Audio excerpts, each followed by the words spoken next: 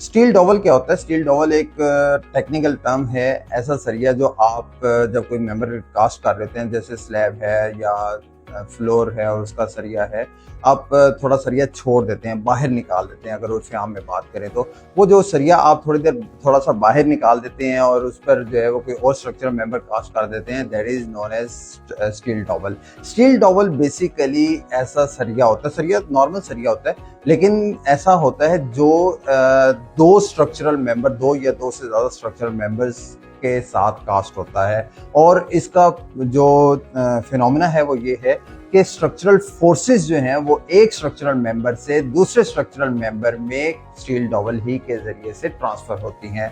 मैं आपको एक मिसाल देता हूं, जैसे आप जब फुटिंग बनाते हैं, फाउंडेशन बनाते हैं, तो आप कॉलम का स्टील पहले ही निकाल देते हैं। हालांकि आप स्टील कॉलम कास्ट नहीं कर रहे होते, आप सिर्फ फुटिंग कास्ट कर रहे हैं, फाउंडेशन कास्ट कर रहे हैं, राफ्ट कास्ट कर रहे हैं, लेकिन सरिया आप पहले ही निकाल देते हैं। वो सरिया कॉलम का सरिया होता है बेसिकली, लेकिन उसका जो पैड है वो फुटिंग के अंदर बनता है। इसे हम स्टील डॉवल कहते हैं। कॉलम पर जितना भी लोड आएगा, जब कॉलम पर लोड आएगा तो इसी स्टील के जरिए से फुटिंग में ट्रांसमिट हो जाएगा। इसे हम स्टील डॉवल कहते हैं और इसकी जो डायमेंशन है वो बहुत ज़्यादा ज़रूरी है। स्टील जब भी निकालना है, मिनिमम आपने अगर वर्टिकल मेंबर हो तो 45D D means dia of steel, जो भी आप स्टील यूज कर रहे हैं उसका 45 टाइम्स आपने जितनी भी डायमेंशन बनती है उतना आपने स्टील बाहर निकालना है।